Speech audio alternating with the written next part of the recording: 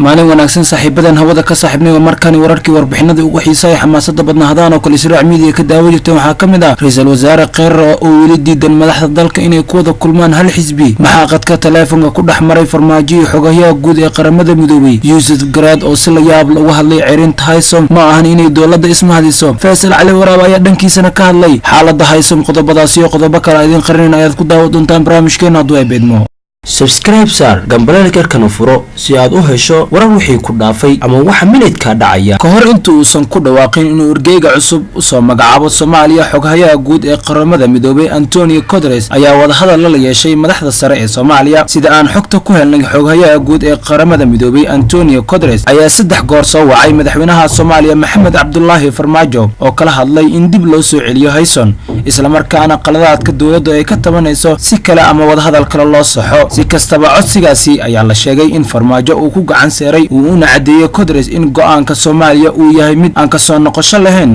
oo ku yimid si aan fududeen oo loogu fiirsaday wasiirkii hore arrimaha dibadda Yusuf Garaad ayaa ka hadlay go'aankii dawladda Soomaaliya ka qaadatay wakiilkii qaramada midoobay u qaabilsanaa Soomaaliya Nicholas Haysom ee ahaa in laga rabin dalka kana sii shaqayn karin Yusuf Garaad ayaa qoraal uu soo dhigay bartiisa Facebook ayuu ku sheegay in xogaha guud ee qaramada midoobay Antonio Guterres uu u yeelay sida ay Soomaaliya dalbatay oo ahaa in laga bedelo Haysom hase ahaatee Yusuf Garaad ayaa sheegay in taas bedelkeeda aan loo baahnayn in dawladda Soomaaliya ay ismahadiso taas oo uga jeeday in go'aankeeda iyo sida ay rabtay inuu u meel maray xog gaar ah ayaa sheegaysa in ra'iisul wasaaraha xukuumadda Soomaaliya Mudane Xasan Cali Khayre uu weli ku adkeysanayo in uu sameesto xisbi gaar ah oo asaga gudoomiye u yahay sarkaal ka tirsan xafiiska ra'iisul wasaaraha ayaa sheegay in madaxweynaha Soomaaliya uu weli doonayo in xisbi madaxda dalka uu mideysan yihiin uu ka mid noqdo ra'iisul wasaare Khayre si ay iskala shaqeeyaan arrimaha doorashada soo socota ra'iisul wasaare Khayre ayaa garabka ka helaya wasiirro iyo xildhibaano ka tirsan labada gole wuxuuna doonayaa in uu ku dhawaaqo xisbi awood leh oo shakhsiyaad magac ku leh saaxadda siyaasadda Soomaaliyeed ay ka soo dhaxmuuqdaan ra'iisul wasaare ku-xigeenka dalka ayaa magaalada Muqdisho ka sheegay in madaxda dalka ay ku mideysan yihiin hal xisbi isla markaana uu musharax xisbigooda u yahay madaxweynaha hadda talada haya Maxamed Cabdullaahi Farmaajo dhanka kale waxa si kulul uga hadlay ciirintii Haysom injineer Faisal Ali Waraab wuxuuna hadalka u dhigay sida tan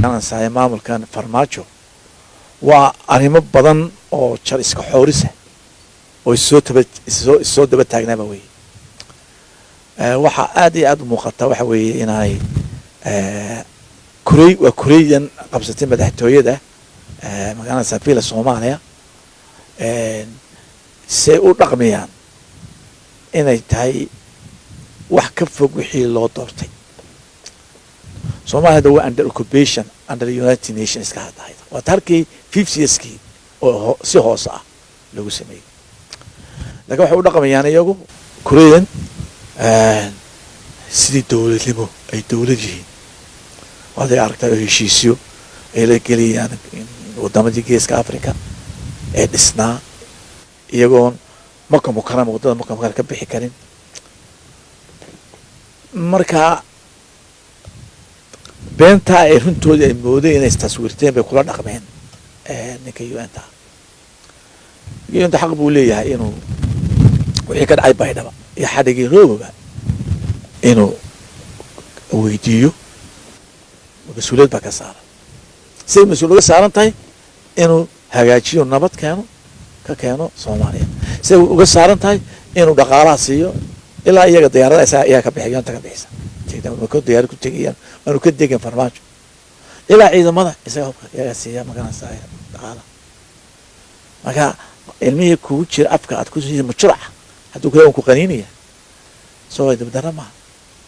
maanta Soomaaliya laba meelun ba u taaran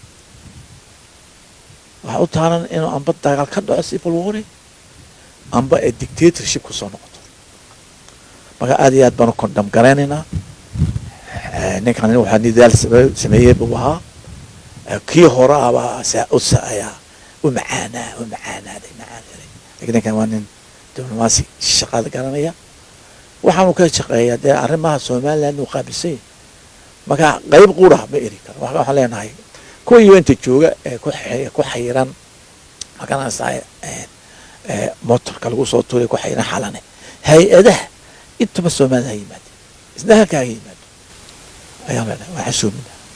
لكن قدومي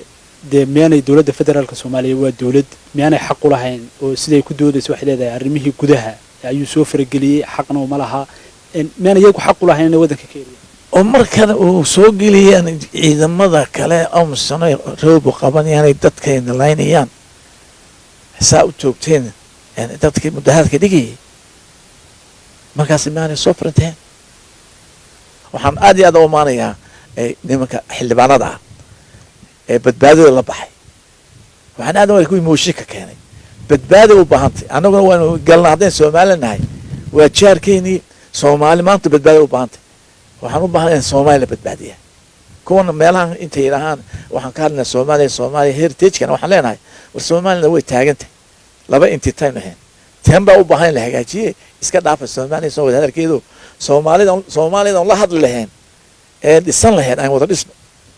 لكن سؤال ميال isweydiin karan idinku waxaad ka cabataan faragelinta oo aad farmaajo ku eedeysteen inuu arrimaha Soomaaliya faragelinayo idinku arrimaha muqdisho maxay ka galaadaa Soomaaliya annaga waxa naga dhaxay waxa weeye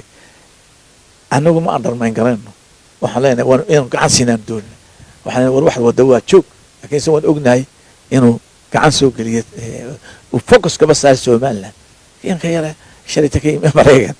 marka waxaan leenahay Soomaaliya haddii Soomaaliland nahay meeshan inagu xilli naga saaran yahay Djibouti kama saar Djibouti taasoo Soomaali markay meesha wax ku hayo erka maraya inagu xilli naga soo leenagu xiray wana inagu aynu roolkeena ciyaarna bottom up approach sameeyna marka waa inaan hagaajinaa tana waxaan ku leenahay waa meel ka dacweyn uu sameeyay Somaliland iyo doorka irgiga bal adu saad u arag uu imaka wuxuu doonayay inuu wada hadal soo nooleeyo doonayay inuu fikradu guriyada meesha qabsatay ka qabeen Somaliland ay doonayaan si goboleed oo la hadlay buu ka bedeliyay dariiq sax uu ku taagay dariiqii ragii hore ku taagnaay madaxweynayaashii hore